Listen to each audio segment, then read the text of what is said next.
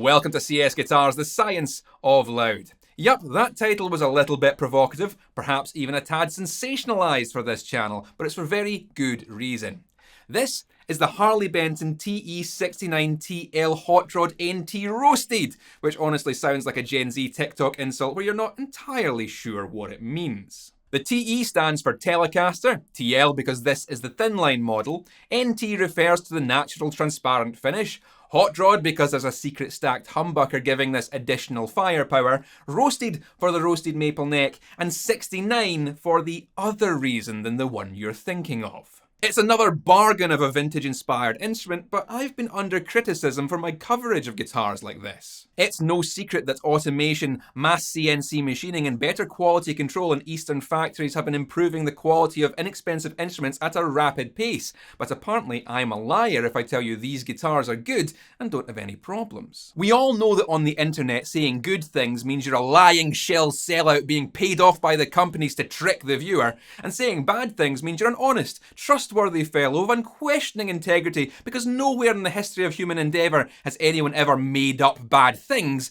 for their own self-benefit. I mean, it's not like putting a massively negative spin on the title and thumbnail will pull in far more viewers attracted to the perceived carnage than my other, more positive Harley Benton reviews. No, negativity's just honesty.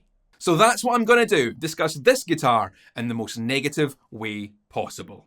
This guitar was shipped in a cardboard box. Talk about cheaping out on your packaging materials. I mean, sure, there were two different layers of bubble wrap protecting the instrument and a larger outer box to protect the smaller one in transit, but why can't we have a solid flight case for our 189 quid? I guess we just got super lucky this guitar arrived safely without any damage. The natural finish is boring and mega ugly. I know they were going for a vintage vibe here, allowing you to see the lovely grain of the two-piece ash body and top, but weren't there more interesting colours available? This tasteful and reserved finish simply won't convey how much I perceive society to have wronged me. This F-hole is located above one of the chambered cavities, typical of Thinlines, which aims to reduce the weight and increase the airy resonance of the instrument as compared to a fully solid-bodied guitar. And how ridiculous it is for Harley Benton to remove all that material and still charge us the same amount for the guitar. Less wood should mean less price. But if you thought you were getting a fully hollow instrument, then you'd be wrong, because shockingly, only this much of the body is actually chambered. Unacceptable. The roasted maple neck features a cleanly installed Fender-style skunk stripe. Why don't you come up with some of your own ideas for once, Harley Benton?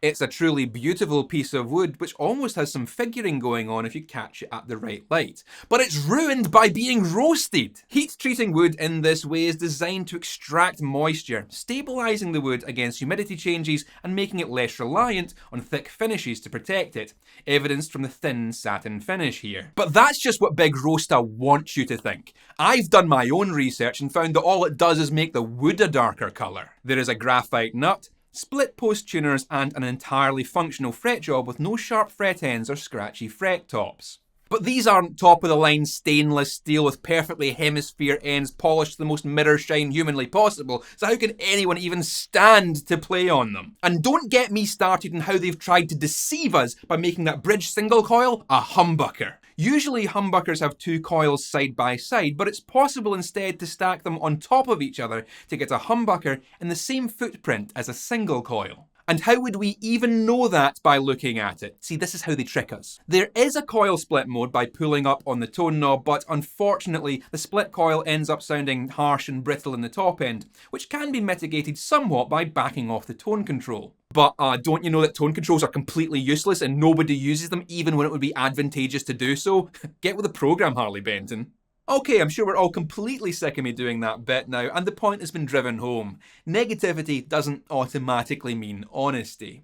Now, if you were struggling to find the reality in the facetiousness prior, then that's a skill you might want to work on. There are people out there less honest than I am who are more than willing to take advantage of that. So to be clear, the guitar was well packaged and arrived safely. The natural finish, while classy, might not be to everyone's tastes, but then again, what is apart from breathable air and Jazz 3 plectrums? The stacked humbucker suffers a little in single coil mode compared to a dedicated tele single coil, but that's the nature of such things. It's a compromise that gets us beefier sounds with distortion. Is it as chambered as one might expect from the term Thinline Telecaster? Probably not, but it certainly has the appropriate looks and feel to make it appealing to anyone seeking a budget version of such an instrument. Now, just like any instrument, it is possible to complain about this guitar, but doing so focuses on what it is not, rather than what it is. This is an excellent build quality budget guitar, aiming to look like a classy vintage instrument while offering some nice modern appointments like the baked neck and the stacked humbucker. And it more than succeeds in those areas, as hopefully will be evidenced by the sounds. I'll be running into my Tone King Imperial. Oh, what a $3,000 amp, well of course it's going to sound good then. Yeah, that's my job. I'm trying to make the guitar sound as good as it possibly can. You all complained when I had shit amps, and now you complain when I've got good ones. I don't know what you people want anymore. And for a bit of variety, I might throw a few pedals into the mix. Oh, what pedals now? How am I supposed to hear the guitar if you put pedals on top of it? Shut up!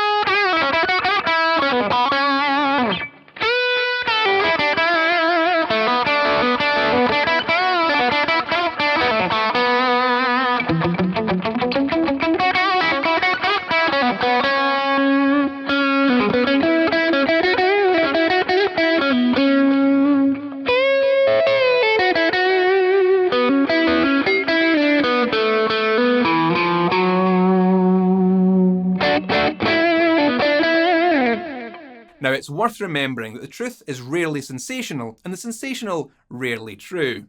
YouTube drives reviewers like me to push the shock factor to compete for your attention, but don't be fooled by this. Getting shouty in a YouTube video is not the same thing as being honest. If you find someone claiming that they have exposed a secret truth, then they're either lying to you, or an idiot, or both. At the very least, they are playing up reality for your clicks. Now, it's not very sensational to say that Harley Bentons are good quality for their price. There were no problems with this particular instrument, and it plays and sounds great. That's the honest truth, and saying anything otherwise would be dishonest. This is a great guitar. Now, that doesn't mean that it rivals the build quality of a $3,000 custom-made instrument, but in terms of construction, finish and playability, this is how I want all the guitars I receive to be. A guitar should be nothing less than this, and we can and err about how hollow it is, or whether that stacked humbucker is a good compromise, but those things are very tiny potatoes compared to the larger picture. That this is a solid, functional, well-made instrument that I enjoyed playing very much. And it's fucking cheap. If you went back 20 or 30 years, you'd never find a guitar of this quality for this price. They simply didn't exist. This is a fantastic time to be buying good gear at little prices. And if you don't trust me, the YouTube shill being paid to read the tome and script, then why don't you go into the comments and see what other viewers are saying, or go across to the sales page and look at the customer reviews. Harley Benton are going to pay me just because this guitar is featured on the channel. I'm making bank whether I say good things or bad things, and the only incentive I have to lie is for all the extra clicks and likes and comments I get from a falsely negative, sensationalised thumbnail and title. Thank you very much for your interest. Don't forget to click all the buttons you're supposed to make this video viable to the ever-changing whims of the YouTube algorithm. That's all for now. Keep it loud, and stay safe.